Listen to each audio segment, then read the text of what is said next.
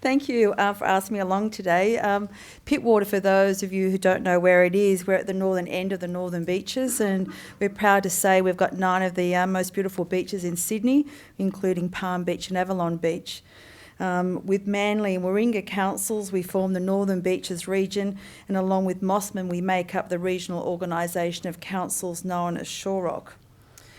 The Northern Beaches, it's a good example of what an artist starts with before they set about creating their masterpiece, and that is a beautiful and lovingly prepared blank canvas. But I should probably clarify that bold statement, as Mossman, Manly and of late Warringah have put in place good active transport networks of footpaths and cycle paths, which many of their active commuters use daily. However, Pittwater really is still at that prepared blank canvas stage.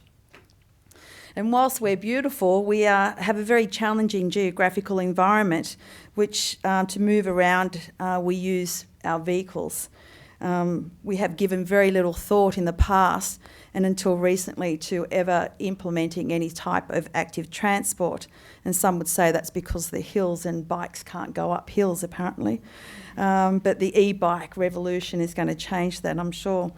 In part, the public transport linkage is limited. We have one main bus route going north to south and very little going elsewhere. So we are dependent on our cars to get around.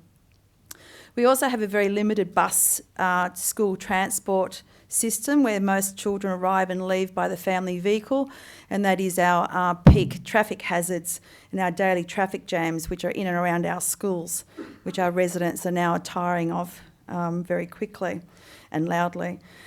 Yet we're an outdoor community, and we're very active at surfing and swimming, bushwalking, skateboarding. We have a beautiful coastal walk which was publicised at Walk 21, but our streets are empty. We don't have anyone walking on them, so much so that my son commented to me about the obvious lack of adults walking on our streets. So as Mayor, and seeing a slight shift, albeit slow, towards active transport, I set myself a challenge, and that was to get the people of Pittwater out of their vehicles and onto our streets. So the start of my challenge overlapped with 2 key events. First, I attended the Velo City Conference in Adelaide, which was a fantastic conference. So I went there to learn and hear about what other LGAs and countries were doing insofar as building cycle networks and active transport networks. And I thought that what I'd do is I'd come back and introduce some of that into our community. I learnt that cycling was growing as a form of commuting, with demand for better walking cycle networks increasing. I learned of strategies and solutions that did not include building expensive hard infrastructure, and learnt that you need to have evidence-based planning to change the way we use our community space to promote and encourage active transport. And at the same time, we were also drafting and putting together our Pittwater 2014 LEP, and through the initiative of some of our council staff, they looked at our community's vision, which was to be active, and they proposed 2 aims to help achieve this vision, and they are to improve access throughout Pittwater, facilitate the use of public transport and encourage walking and cycling, and the other to protect and promote the health and well-being of current and future residents of Pittwater. And as you say, that's now law, it's in our LEP, and those aims are what I use as a platform to drive increase and seek increased funding for, and to drive a program through our community. So whilst the call for cycling infrastructure is only just starting, the call for better footpaths has certainly been getting louder over the past few years as vehicle traffic has increased in our area. Once our Sleepy Hollow has now been awakened by the increase in vehicle traffic, and walking along a grassy road reserve is no longer a joy with the speed of frequency of vehicles. And many of our residents no longer feel they can walk out of their homes with the confidence they once did. And I hear often the saying, I feel trapped inside my house and need to leave only via a vehicle.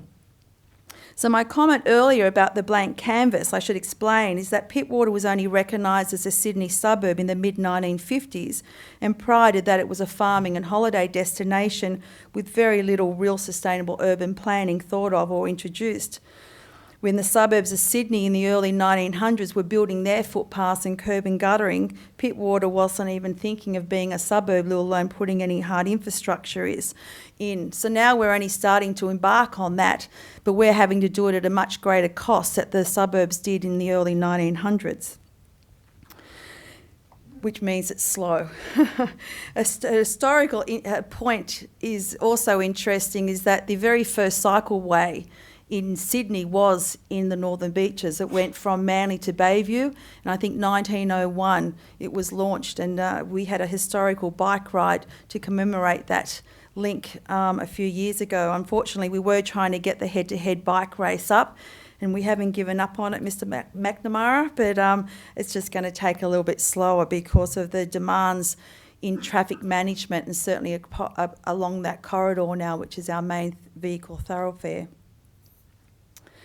So I knew I had to take the community along with me if I was going to try and spend a lot of our dollars on building some sort of active transport network in Pittwater. So we have a thing in Pittwater called Residents Action Association Design Groups, and I threw in 2 talk fests last year so I could bring to the table to our community some experts.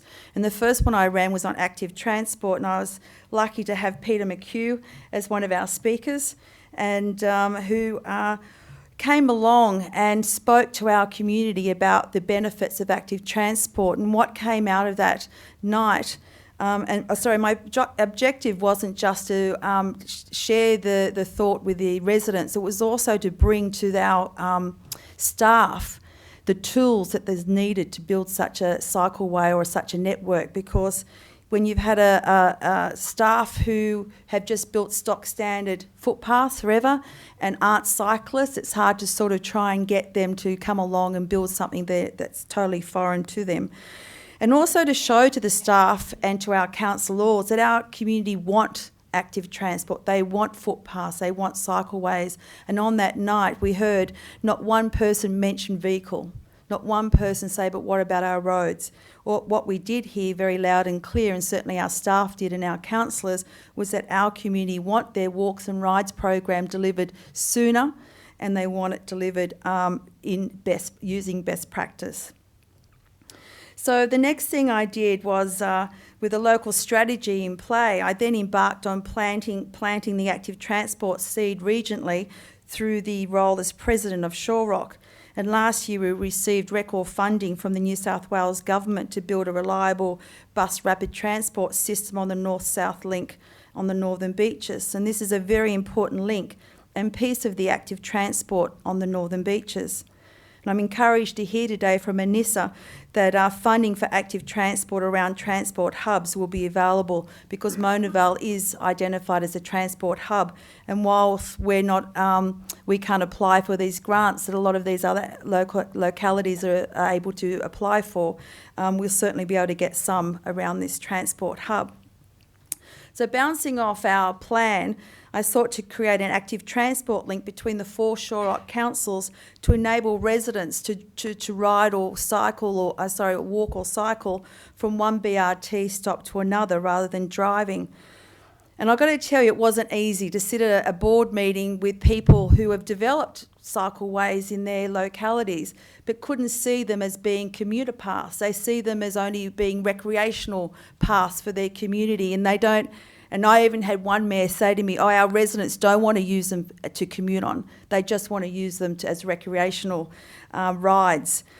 So anyway, I sort of kind of ignored all that, and I went ahead anyway, and the executive and I met with the Department of Transport, the active transport section, who were very welcoming to hear our plan to join up and connect the cycle paths of our 4 council areas so we could produce and improve a true active transport network along the Northern Beaches, that hopefully one day you'll be able to ride from Manly to Monavale safely and enjoy the ride and not fight through traffic.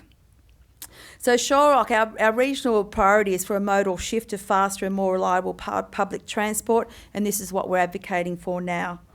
And tomorrow we kick off the Monavale Place planning, And it's very exciting because you would have heard earlier today about streetscapes and the importance of streetscape and bringing people into planning, and that's what we're doing. We're moving away from the plan of management. It's clunky, it's expensive, and we're going to place planning and putting people at the forefront.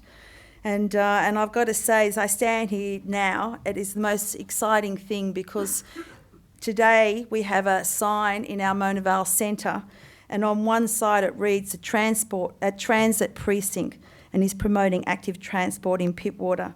So Pittwater, our masterpiece, is starting to take shape, and I'm very pleased to say that I am making, and our community is making headway into building a true active transport network on the northern beaches. Thank you.